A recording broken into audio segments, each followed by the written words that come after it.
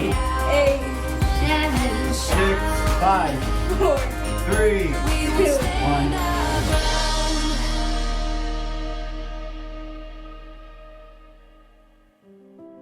Good evening, everyone, and welcome to Turning Points.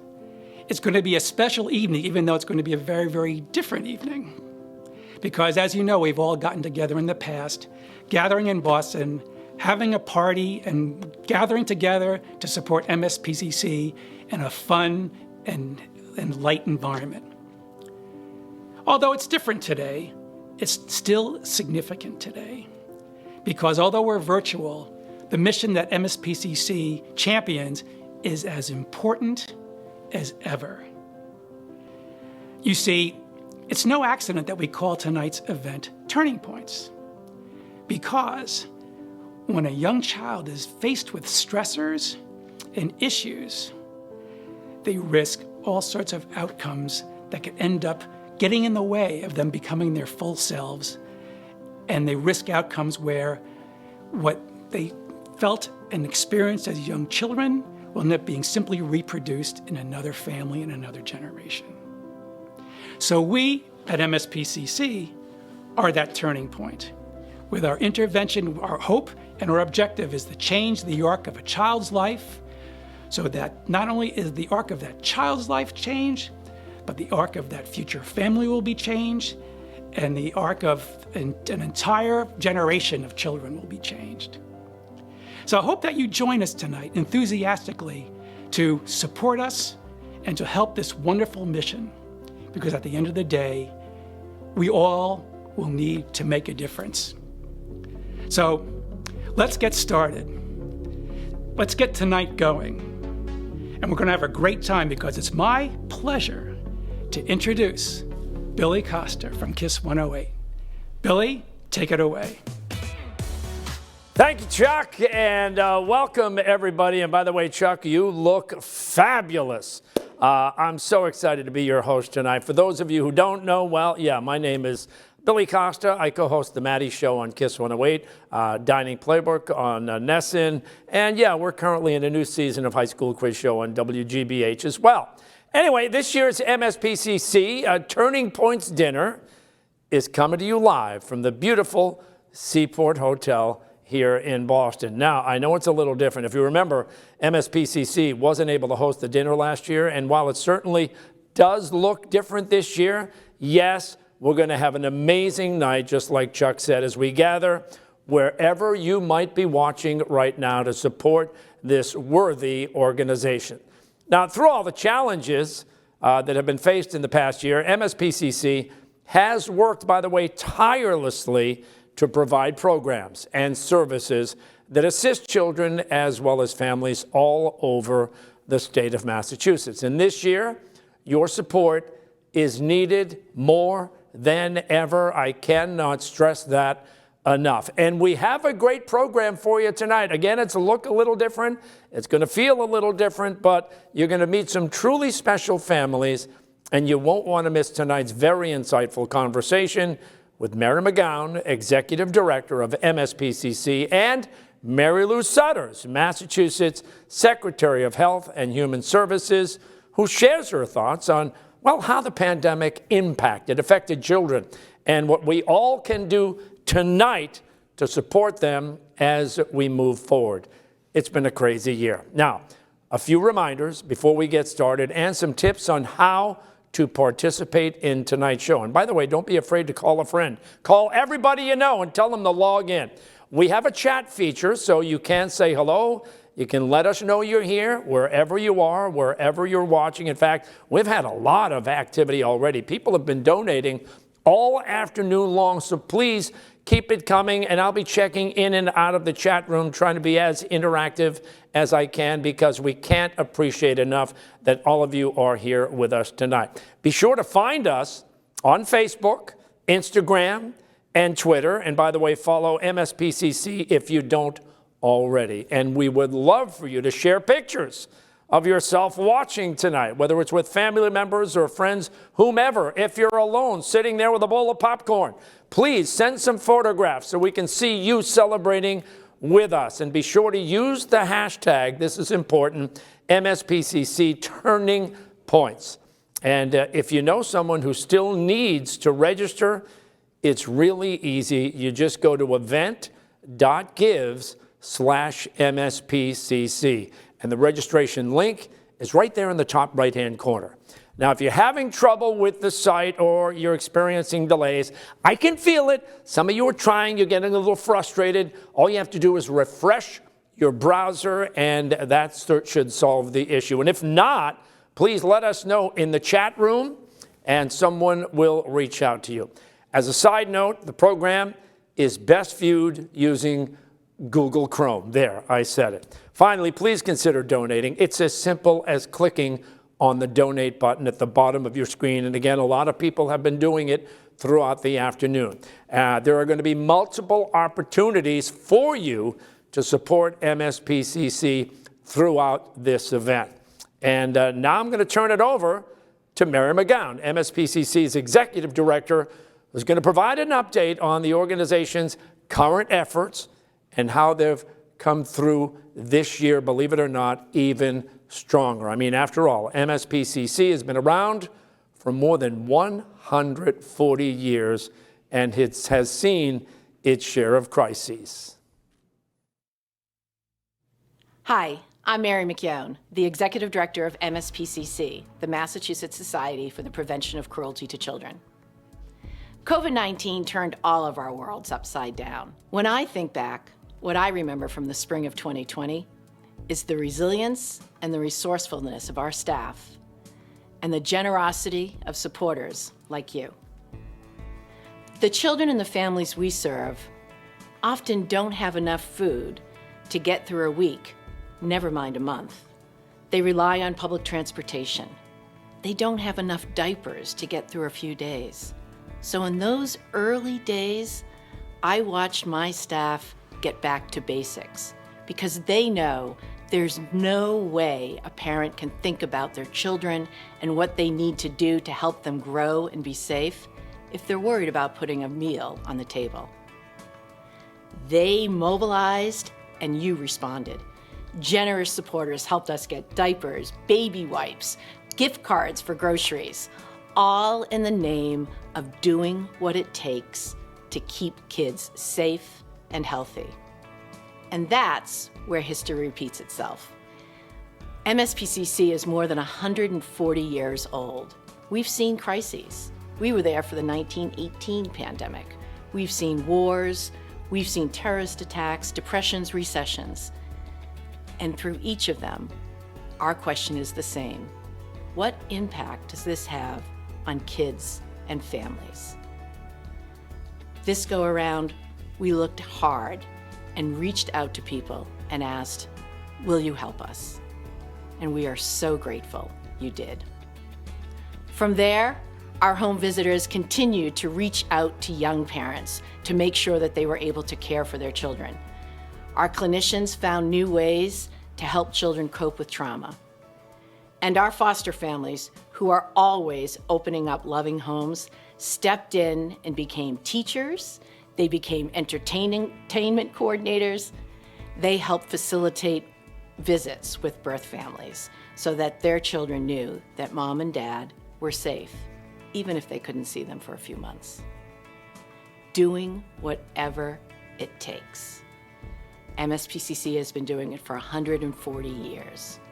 We know children grow up best in families, birth families, foster families, adoptive families. They reach out to us, and we couldn't do it without your support. Let me introduce you to Karen and Mike, who have given 60 to 70 children a loving place to call home. Hi, I'm Karen. This is my husband, Mike, and we have 5 children. We have 2 biological children that are in their early 40s and have given us 5 beautiful grandchildren. And we have 3 more daughters that we adopted through DCF, who will be almost 19, almost 17, and the youngest is 9. We became a foster family almost 20 years ago. We decided that this was a journey that we wanted to pursue together. Our first daughter came to us when she was 6 months old. She was with us for about 3 or 4 months, and then she was going to be reunified with her birth mom. But she ended up not being reunified, and she ended up staying with us. And another little girl came to us, pretty much the same scenario. She was 7 months old at the time. And you meet these kids, it's amazing how these, even at a young age, how well these kids do and how strong they are despite their circumstances. And then our third daughter came. She came on the hotline, and it was a Thursday night, and they asked us if we could possibly keep her for the weekend, which we did. And then the weekend became a couple of weeks, and then it was a couple of months, and now then it was years, and now she's 9. We had many children that we fostered, probably around 60 to 75, maybe even more than that. You enjoy seeing them grow up, being their own person? Sometimes foster parents think that they're alone in this process, but we're really not. MSPCC, if we needed help with emotional issues that a child was having, they provided all kinds of training for us as foster parents, and they still do today. For anybody out there that is interested in fostering or adoption, just do it. Just take the chance. Take a chance on a child. Family is just that connection, and I would use the word to belong. That's what family is, to belong, to be supported, to be loved and nurtured. It's the glue that keeps everything together in your life.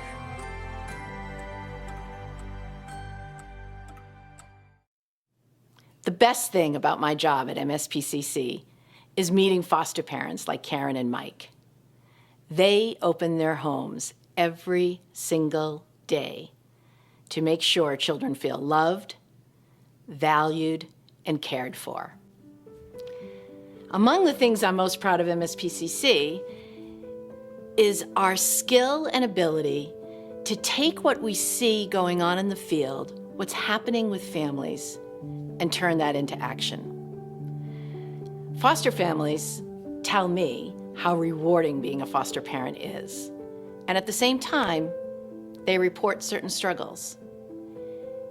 It's sometimes difficult to respond and address to the really challenging needs these children have at a time when they feel very alone. Just think about it. We are all parents, and how often we turn to our neighbors, our family, our friends for a little bit of help. I was recently with a foster mom who told me she was sharing with a good friend the challenging behaviors a young boy had in her home. The friend turned to her and said, "Why don't you just send him back?" It was absolutely the last thing she wanted to hear. Wouldn't it have been a lot more helpful and kind if that friend knew how to help? Maybe offer to make a meal on Monday night just to give them a break. Maybe she could step in and take some of the other children out to play for a while.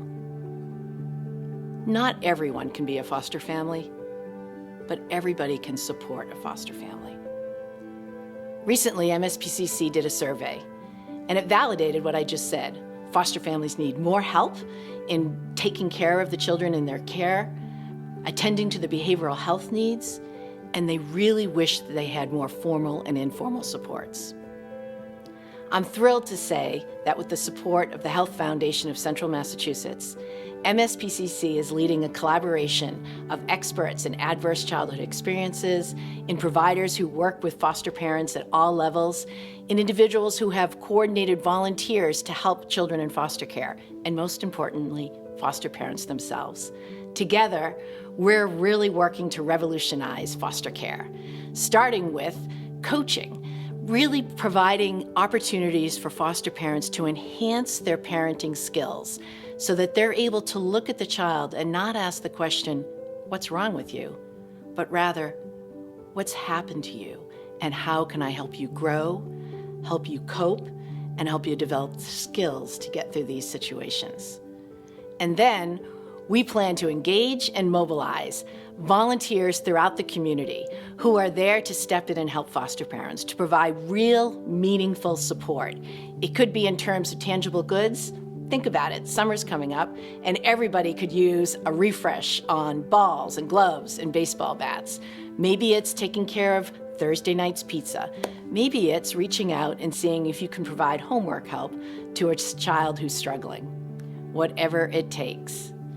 Join us as we kick off Encompass, collaboration and community to support foster parents. And now, please, let me introduce you to two more wonderful foster parents, Paula and Laura. Hi, I'm Laura. Hi, I'm Paula, and we have 7 children. So we met and we were married 15 years ago this year. And we had one daughter, Isabella, when we got married. And then we decided we wanted to expand our family, and we had 2 more biological children, Brady and Jameson. And then following that, We decided to do foster care. We loved it. We loved foster care, so we just continued. We would have adopted each child. Each child went home to their family, which was also a good thing. And then they didn't, and we decided to adopt. So Bryce came to us at 10 months old as a placement, and he was with us for 4 months. We found out he had an older brother and sister that were 7 and 9. We decided to pursue his siblings as well so that we could keep the family together. It's not easy. It can be very difficult at times, but it's also so rewarding.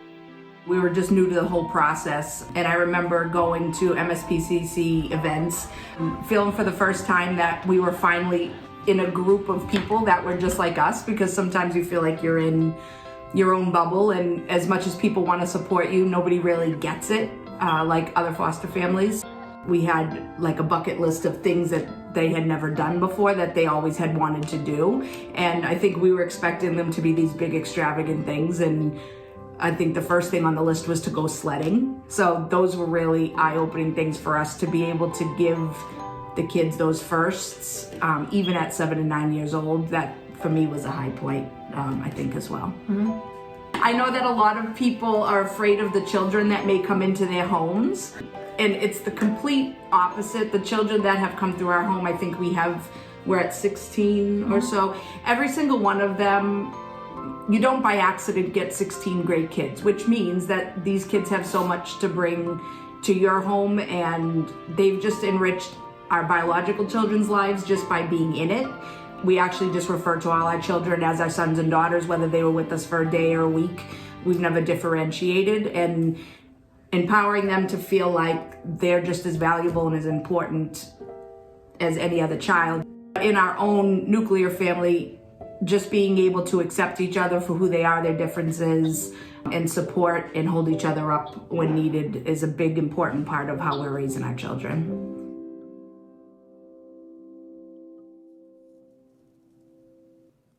Thank you, Karen. Thank you, Mike, Paula, and Laura for sharing your stories. I thought that was hilarious.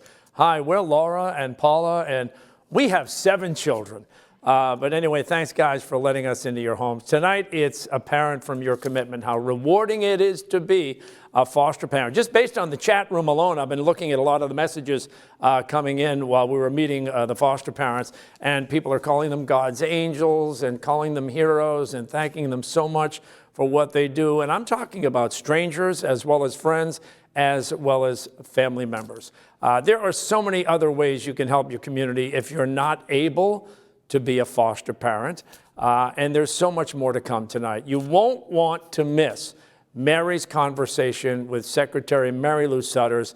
But first, we are at a critical point in the program. We call it our Fund the cause. Now, typically, I would be up on a stage in a grand ballroom, and all of you would be out there enjoying yourself, having cocktails, having a wonderful dinner, meeting and greeting and mixing and mingling. But you know, we can do the same here tonight. The good news is you didn't have to get dressed up. You didn't have to get a babysitter. You didn't have to get into the car and drive into downtown Boston, fight the traffic, look for a parking space. So you're all doing this from the comfort of your own home. So let's all do this together and show Karen and Mike and Paula and Laura, who made it a priority to provide a safe, loving environment for children, that we are here tonight, and we definitely stand here with them tonight. And by the way, I do want to mention, I was looking at the chat room, Linda Spears has been communicating, and she's the commissioner of the Department of Children and Family Services. So we know we have a good program going on here tonight, okay, because the bigwigs are watching. And at this point, speaking of bigwigs, Mary McGowan, who's here tonight, is going to join me and help raise awareness and the critical money, the funds for MSPCC. And we want to ensure everyone that Mary and I are standing 6 feet apart, right, Mary? Yep. Yes. We're doing the right thing, COVID protocols, so to speak. Even the folks behind the scenes, clap your hands, make some noise so they know you're here. Everybody is socially distanced. Everybody is following COVID protocol, which is what we should be doing. Mary, I don't know where to begin. First of all, on the chat room so far, people have been singing your praises. Thank you for the work you're doing. Thanking your staff that's been working so hard. On a good year, your work is challenging and it's sometimes impossible. I can't imagine combining that with a global epidemic, a virus. What have been the major challenges this past year? Well, Billy, you're absolutely right. People who choose to work in this field do it because we want to help people. And we do that by building trusting relationships, by sharing each other's company, by engaging kids and families in their homes. The pandemic and the shutdown, it shook our world to the core. It made our work that much more challenging. We needed to find new ways to connect. Our home visitors reached out to parents virtually. In good days, those warm weather days, we met in the park or the backyard. And for children in foster care, they visited with their parents over Zoom while they read them a good night story. We didn't give up on our mission, but we needed to find new ways to achieve our mission. Yeah, you know, when you talk about basic things, when the pandemic first hit, everybody was talking about, we can't find toilet paper anywhere. And I'm guessing if they couldn't find toilet paper, they couldn't find diapers. These are all essential day-to-day items for people trying to raise families, and especially foster families. That must have been next to impossible for you. Well, again, for the families we work with, so many of them rely on public transportation. Simply getting out at that time when we all had to be isolated made them more and more isolated. So again, our staff and the good support of donors like you really made a difference. Well, the fund the cause is what's going on right now, and I don't have to, it's going to do a lot for a lot of different people. And I know as we go to each increment, you're going to kind of break it down and give people kind of a bird's eye view as to what this amount of money we're talking about will mean to MSPCC. And again, we'll try to get to a lot of your chats. There are so many people. And by the way, our total right now, we're just getting started, and it's already over $14,000. So please keep yes, give them a round of applause, everybody. Keep the donations coming. There's Melissa, thank you so much. Suzanne Curry is checking in, thanking you, Mary, for all the work that you do and all the work that your staff does. Obviously, we would have preferred doing this in person in the Grand Ballroom, but you know what?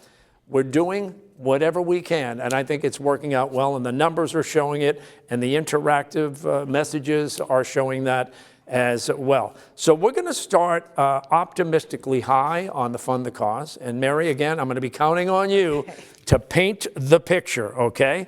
We're going to start with $10,000. I'll say this, and then you'll say that, okay? $10,000 will make a difference in the lives of children as well as families for an entire year. All year long, they're going to be feeling your impact. Prevention is what sets MSPCC apart, so your generous donation helps to break the cycle of abuse. If you'll excuse me for one moment, Mary, I'm looking at the screen right now, and Chuck just gave $10,000. Let's hear some noise here in our mini ballroom. Thank you, Chuck. Well done and very generous. And talk about the donations more specifically, Mary, and what they can mean. Sure. Well, I have to say, MSPCC's best work is prevention. It's our belief that child abuse and neglect is preventable. And we do that, we keep kids safe by helping parents be the best caretakers they can be to their children. And your generous donation at this level helps MSPCC do that and more, so that our families have a fair shot, so that they can raise and care for their child and be productive citizens at the same time. Our caseworkers reach out to young parents because all new parents want the same thing. They want to know how they can take care of their children and how they can keep them safe. We listen, we coach, we help them establish goals, education goals, employment goals, so that they're able to care for their children today and in the future. We do that every single day with the support of people like you. And people are listening to you right now, Mary, because Gabe just messaged, way to go, Chuck. And Chuck, with his $10,000 donation, brought us just shy of $25,000. And more people are sending messages how proud they are to be a part of this organization and how thankful they are for you and for your staff and the work you continue to do. We're going to move on to $5,000, okay? Listen up, folks. This is the meat of the show right here. This is where we really stack up the money that's so needed. You've learned a lot about foster families tonight. We met some incredible families, incredible foster parents. Sometimes the best advice, the best support comes from someone who has walked in your shoes. With a $5,000 donation, you can help MSPCC's Encompass Peer Support Program empower foster parents to learn from each other. Mary, talk a little bit about that, but hold that thought for 1 second. I just happened to notice that Kristen Francesco out there just gave $5,000. Carolyn Russ just gave $5,000. And Patricia Murphy gave $5,000. We just picked up 20 grand. 20 grand. So the peer support program, Mary, talk about it. Well, when a child can't live safely at home with their parents, we turn to loving foster parents to take care of these kids. MSPCC provides training across the state for foster parents. At this level, you'll be helping MSPCC give foster parents a sympathetic shoulder to lean on and solid, concrete advice from somebody who's been there, a fellow foster parent. We call them coaches. These are experienced foster parents who are trained to help other foster parents understand the impact trauma has on the children in their care. Together, they'll make sense of the sometimes baffling behaviors that these kids can exhibit. They'll work to understand how to talk to the child, how to soothe the child, how to enhance and develop the skills to really influence this child's behavior so that they're successful in school and at home. Mary, this is incredible. Ann Spry just gave $5,000. Michael Quinlan just checked in with $10,000.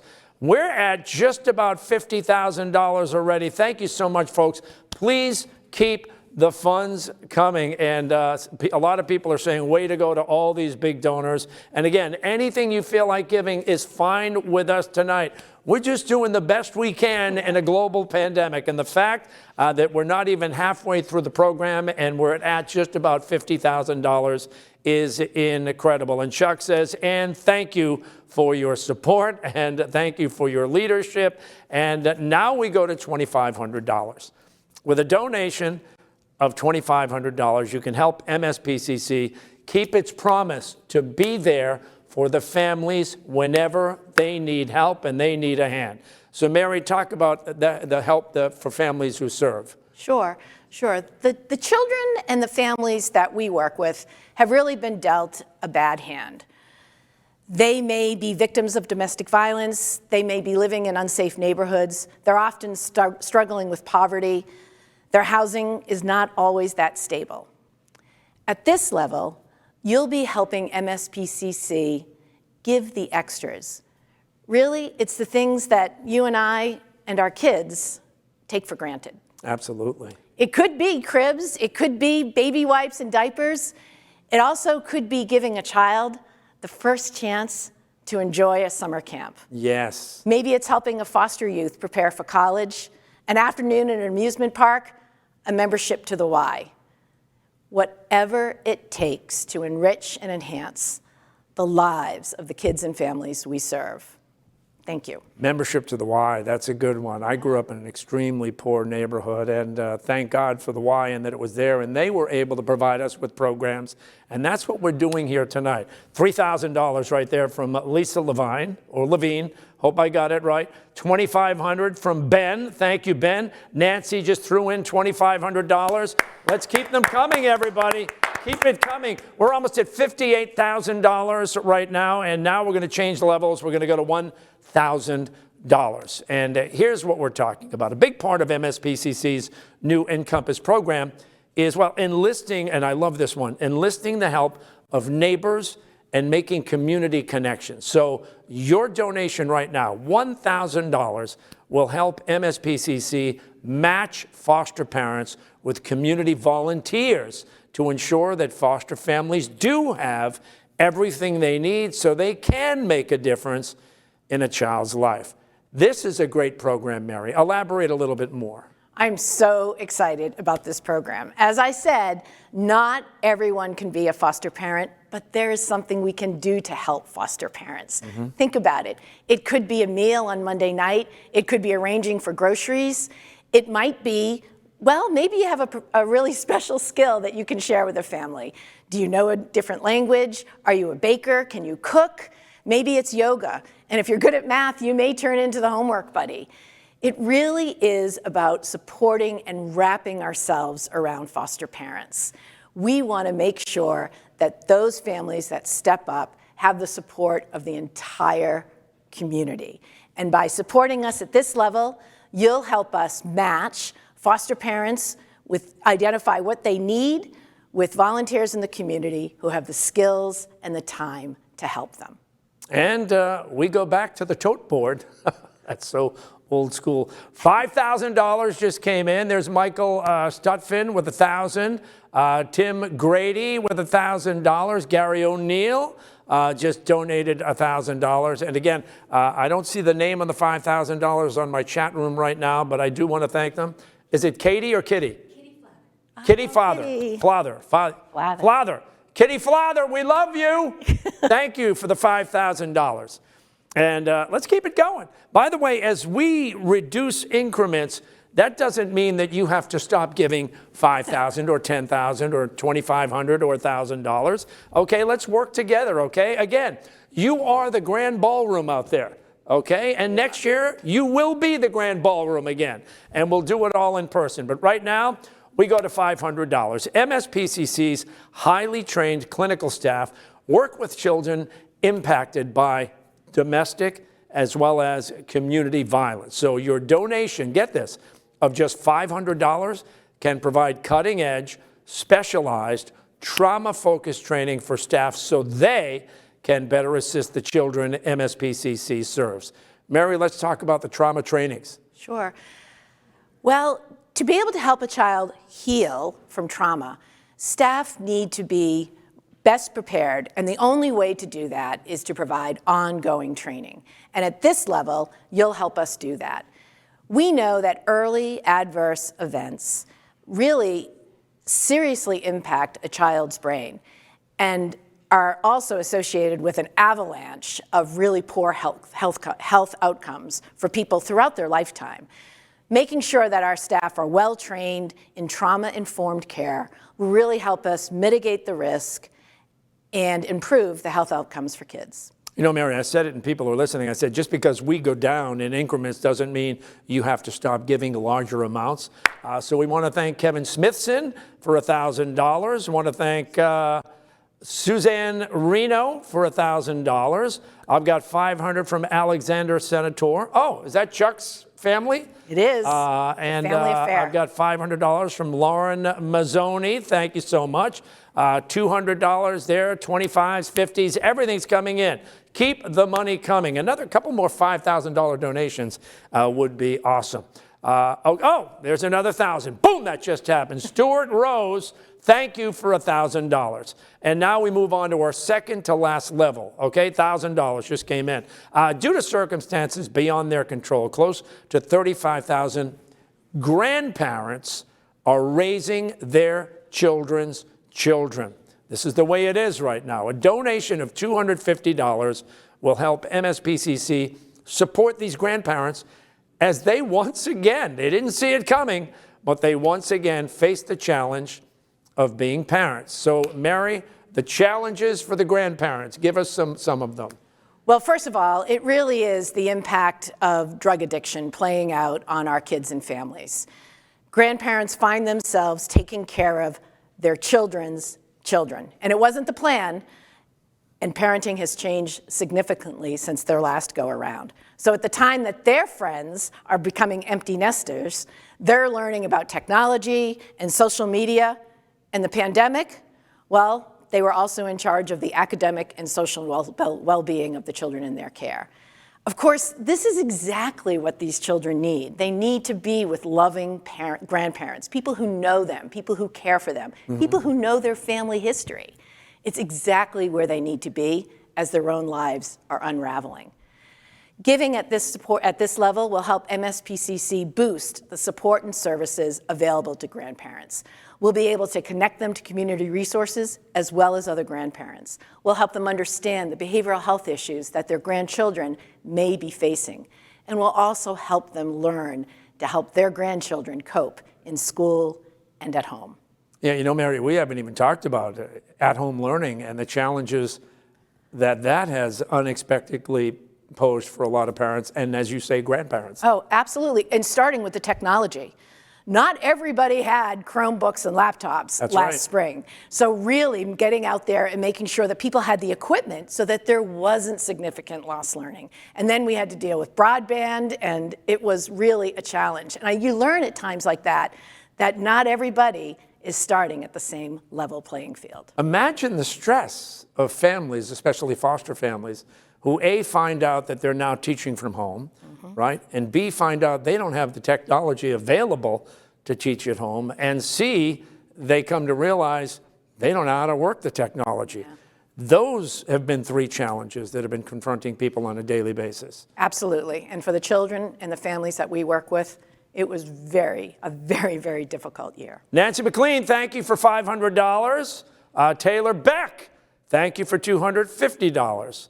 And Sarah Byers just wrote in, my friend is being raised by her grandparents while also playing mom for her 3 younger brothers. This is exactly what you're talking about, right, Mary? Absolutely. And that's just it. We all know someone. I think that's one of the reasons I'm so excited about our program Encompass, because the more we understand that the people that need our help are not those people or those people in another town. It's people that we know, it's our friends, it's our neighbors. We all have a responsibility to help each other and help these kids. Yeah, it's kind of like old school too, and it's kind of nice in a way that it's bringing neighborhoods and communities and neighbors that you otherwise haven't talked to for a while. Everybody's kind of chipping in when they feel they can.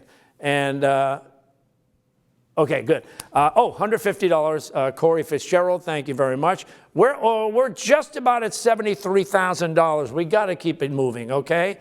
Because we're at the final level right now, and it's just $100. And I know if I were in the ballroom right now and these were normal circumstances and everybody was sitting around with flowers and drinks and cocktails and mixing and mingling, I'd say, wouldn't it be great if everyone in the room, or even half the people in the room, donated just $100? What a difference that would make. So for everybody watching, and don't be afraid to call a friend, call a family member, some other part of the country, tell them this is what's going on, give a quick $100. Imagine if we could just stack so many $100 donations. That would make a big difference, right? Absolutely. Any donation makes a real difference, and we are so appreciative. And keep in mind, for a lot of children in foster care, simply enjoying time with their foster family means a great deal. We heard from Paula and Laura, 7 kids, talk about their kids' bucket list. That's got to be hard during a pandemic, and how they wanted to go sledding. Something most of us wouldn't even think is a big deal now suddenly is a huge deal. It's to a foster child a special time with the family. And again, a $100 donation can treat a foster family to a fun outing. Maybe it's a movie night, a pizza party, even something more simple. All right, this is your last opportunity to give, so let's treat as many foster families as we can tonight. Why? Because they deserve it. Right, Mary? Absolutely. Absolutely. I want to thank everyone that is donating and has donated and will keep on donating, fingers crossed. It's amazing to see the support on behalf of the MSPCC. Now, as we wrap up the Fund the Cause, we understand these are uncertain times. We want to stress we're grateful, so grateful for whatever level of support you can provide. And if you have a specific dollar amount in mind, anonymous works too. You have a specific amount in mind, well, you can hit the donate button and type in whatever amount you are comfortable with. MSPCC is grateful for each and every donation, each and every dollar, regardless of the level. So again, thanks to everybody who has donated. Please keep the donations coming. Kitty Flather is in for another 1,000. You see what I'm talking about? She gives 1,000, there's another 1,000. Come on, folks, let's go. Mary and the entire MSPCC organization are here, and they are thanking you. Give a round of applause, staff. Let's thank them. And I mentioned at the top of the program we had something very special to share. So Mary, this is really a cool thing. You recently had the opportunity to sit down and have a conversation with Secretary Mary Lou Sudders, who has led the task force overseeing Massachusetts COVID-19 response.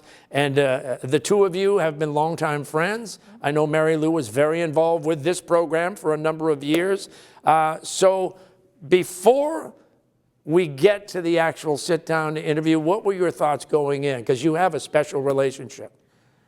Well, all of us, and certainly our friends who are watching tonight, remember Secretary Sudders when she was the president and CEO here at MSPCC. She has a long history and a proud history of caring for the most vulnerable children and families in this state.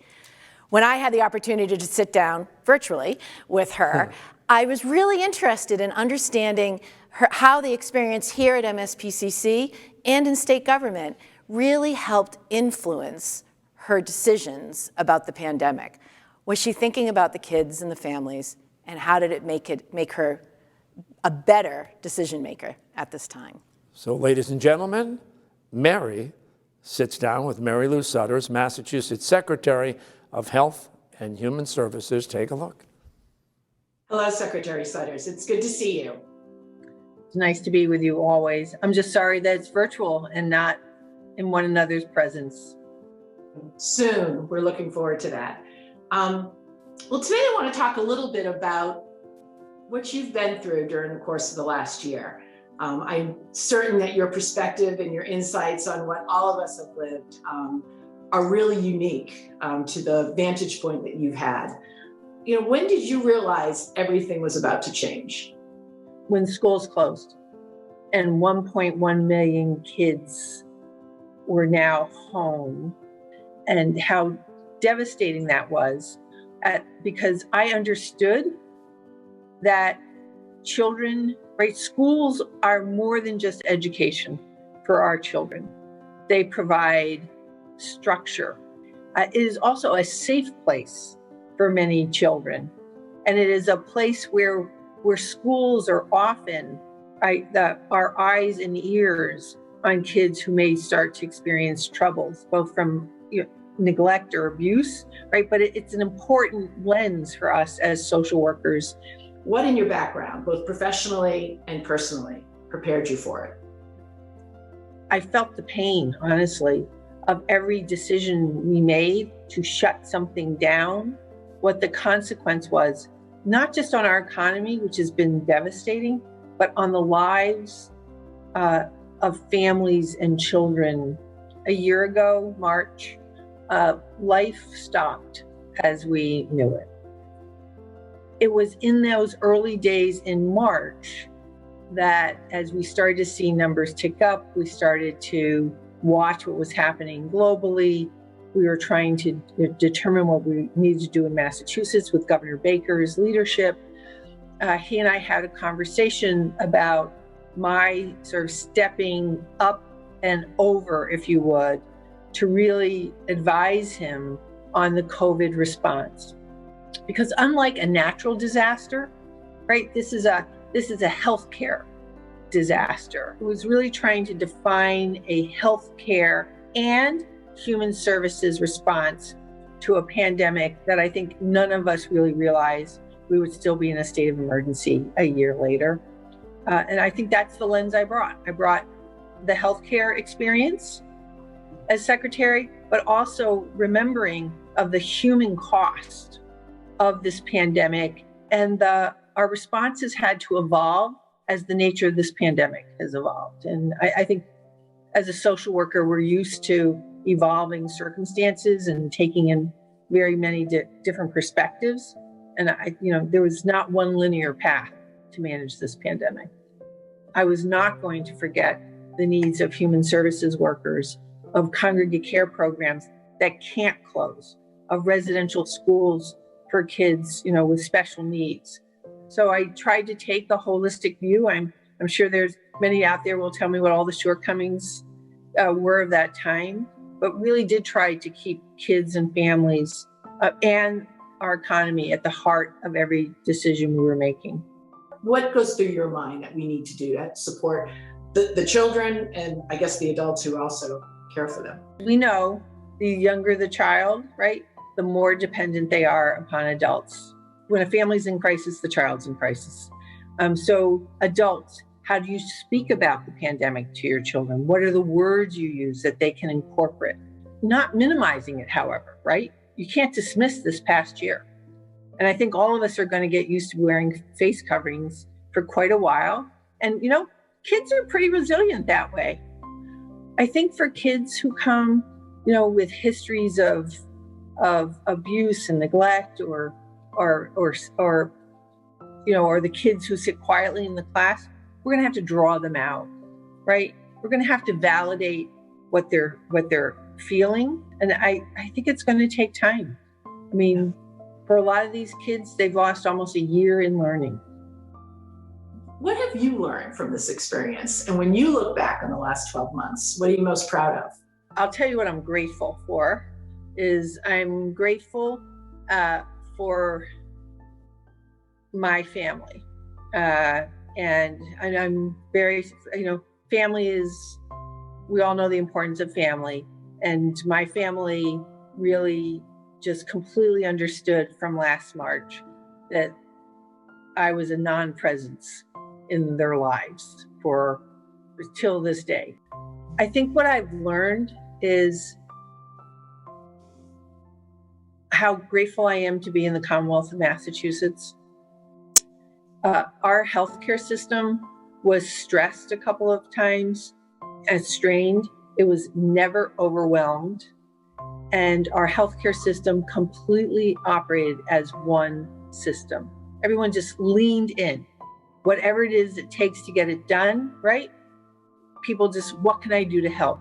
The sense of people reaching out, whether it was in your neighborhood, to your neighbors, or in a more collective sense. We've been honest. We've tried some things that worked.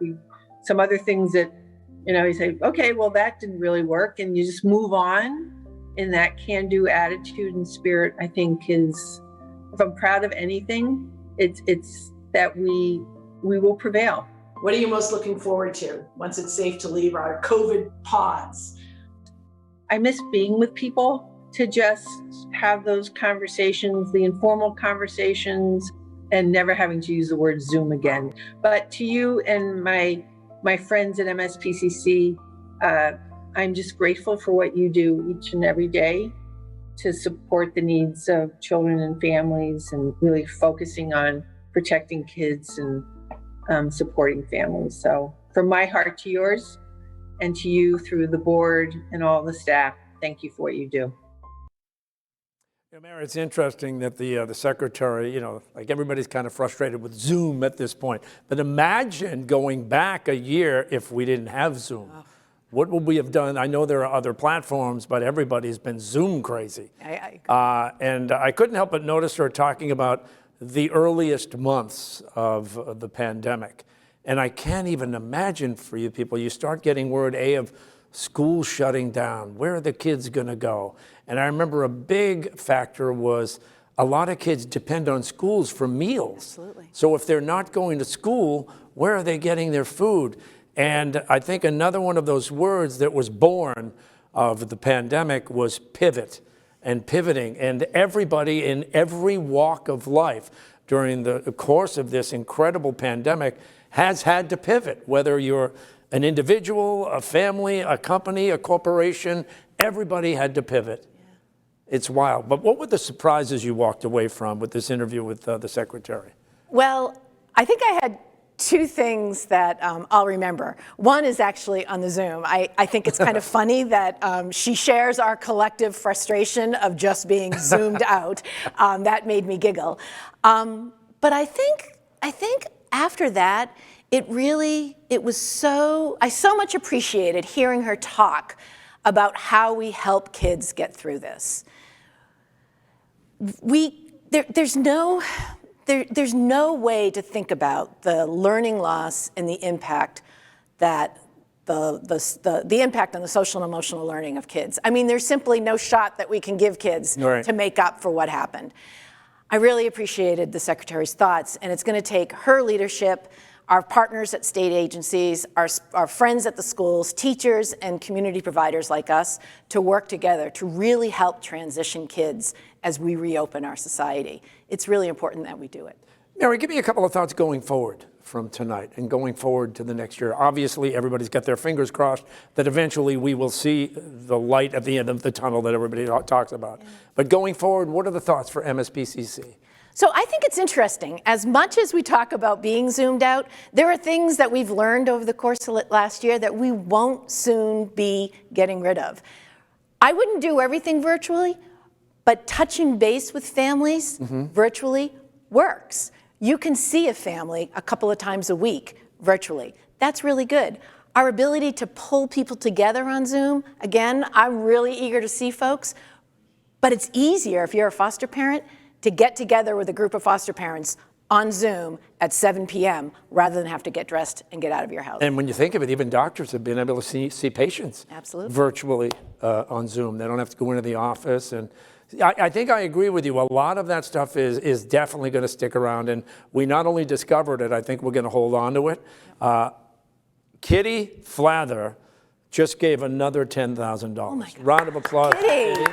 Wow, which brings us to almost $87,000. And we don't have to be done because Melissa Anderson just donated another $100. Ann Duffy, $100. Jane Gibbons, thank you for your generous donation. And it's been great to see people interacting with this program too, because what it says is they want this program, they're interested in what's being said, and they want to make a difference. So the good news is I think everybody who's watched or participated tonight will, in fact, make a difference. Yes. Great job, Mary. Well, thank you, and thank you.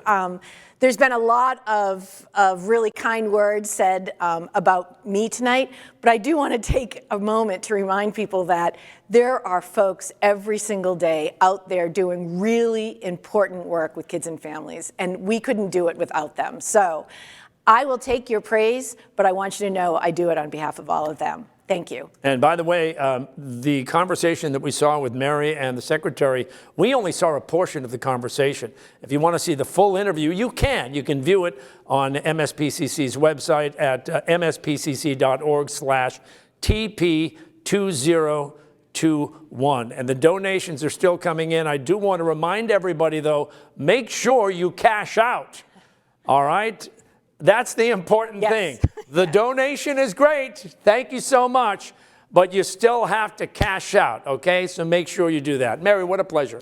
Oh, Billy, thank you. It's been so wonderful. This is the closest I've gotten to somebody in quite some time. Well, I'm flattered. Yes. And let's hope a year from now that we'll be standing on a grand stage in a giant ballroom and everybody is having a wonderful time. And it's great to see donations are still coming in. Please keep them coming. And we've heard some inspiring stories. We thank all of our foster parents for sharing their families and for sharing their stories. And through your generosity, everybody, MSPCC will continue their important work on behalf of the children and the families here in Massachusetts. And a reminder, learn how you can make a difference in the life of a foster family. It's probably a lot easier than you think. And again, just go to mspcc.org/Encompass. We talked about the Encompass program earlier. Thank you for joining us. Good night, everybody. Please stay safe, stay healthy, and next year, we're all going to shake hands and hug and have a great time. Thanks, everybody. Good night.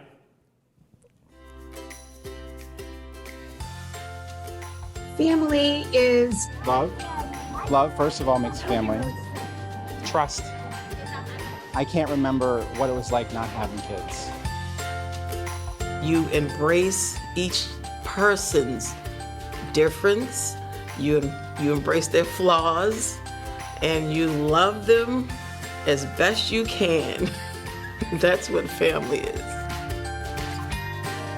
I think family for me is like one of the biggest values and one of the biggest things that I have in my life.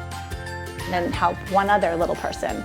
And if that's all we can do, that's huge. That's a whole child. And every time that we're able to add a foster child or somebody into our family, it's a great event for us, and the kids get a lot out of it too. My mom and dad keep me safe. I love my family. Well, I think family extends more than just the people in this room. It extends to all the foster kids that we had. We're always very excited to take in a child and to love them. How about love? Love, caring for each other, being there for each other.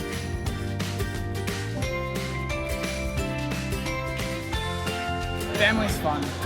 Family is amazing. Family is something that you love.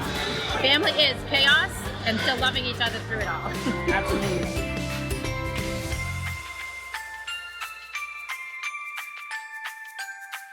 To us, family are people that support us and are on board with who we are as a couple, who we choose to bring into our family, no questions asked. to belong, to be supported, to be loved and nurtured. It's the glue that keeps everything together in your life.